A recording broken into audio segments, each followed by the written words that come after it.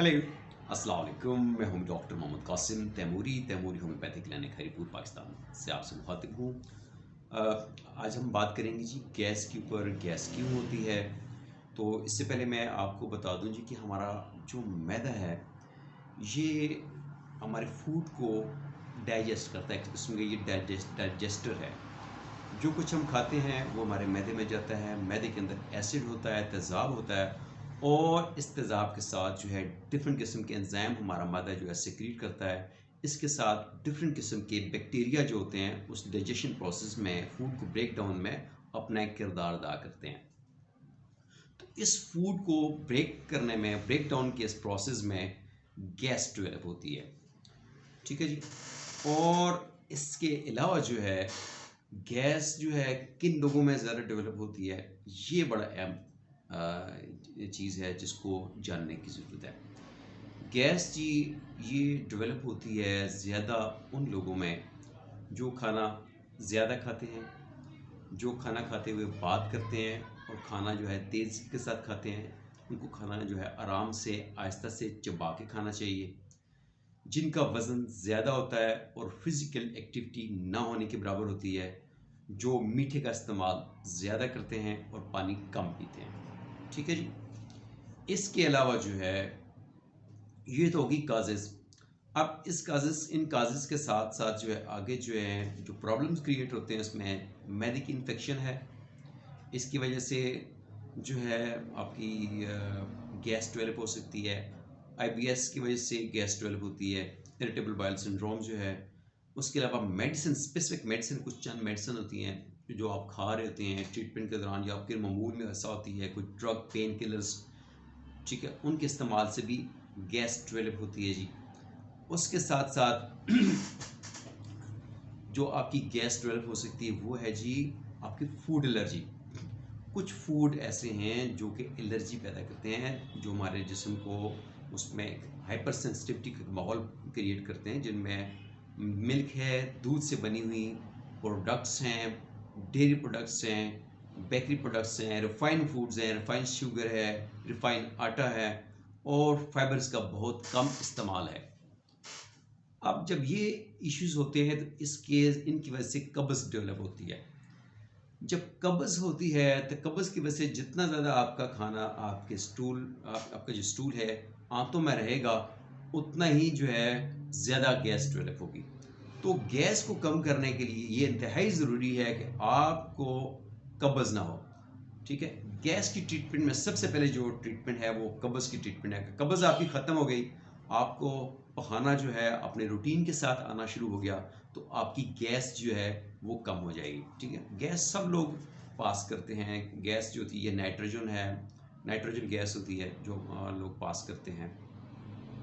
लेकिन इसकी एक वजह ये भी होती है कि कब्ज़ होती है। जब हम केस टेकिंग करते हैं, मरीज़ से हम केस हिस्ट्री लेते हैं, तो उससे हमें पता चलता है कि मरीज़ जो है उसकी फिजिकल मूवमेंट ना होने के बराबर है, वो बैठा रहता है, उसका वज़न ज़्यादा है, वो पानी कम पीता है।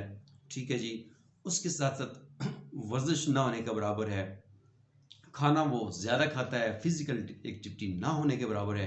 तो ये सारी चीज़ें हैं जो कि काज करती हैं। अब इसको तशख़ीस करने के लिए फिर हम क्या करते हैं जी, उसका एलर्जी टेस्ट करवाते हैं। ठीक है। उसका एच पेलोरी का टेस्ट करवाते हैं, ब्लड टेस्ट करवाते हैं।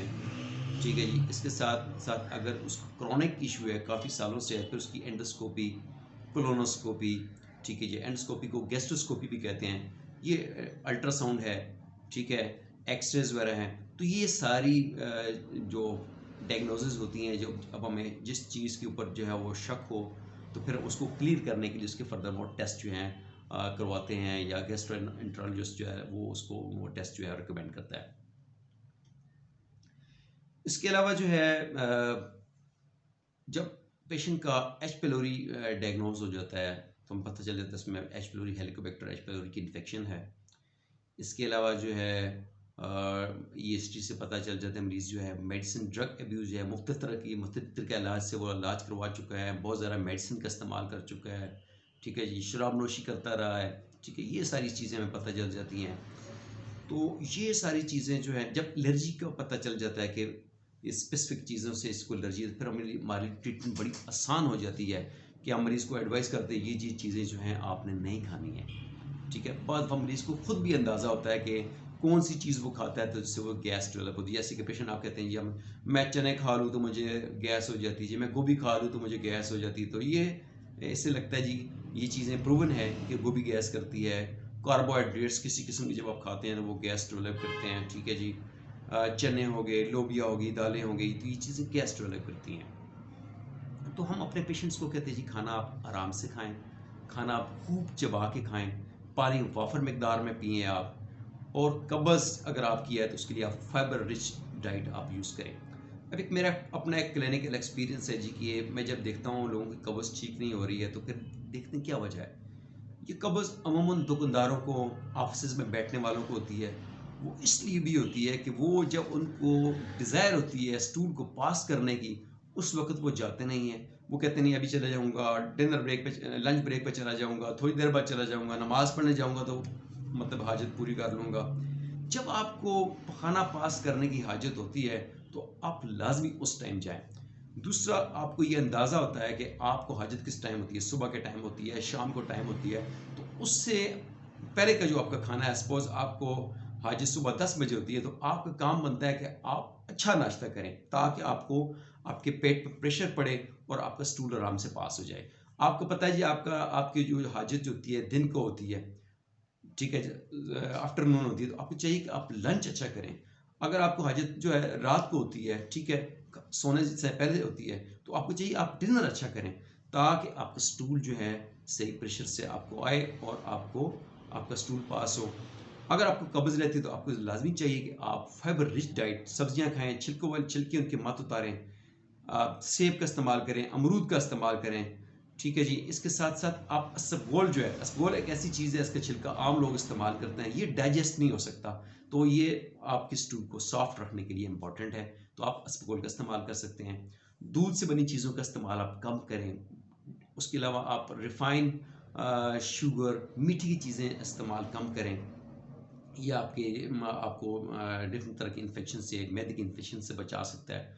इसके अलावा जो है आपको मेडिसिन जब आप इस्तेमाल करते हैं तो आप प्रॉपर अपने डॉक्टर को फॉलो अप करें, प्रॉपर तरीके से इस्तेमाल करें, और मुख्तलिफ ट्रीटमेंट एक साथ इस्तेमाल मत करें, बहुत सारी मेडिसिन का इस्तेमाल एक साथ ना करें, और लॉन्ग टर्म पेन किलर्स का इस्तेमाल आप ना करें।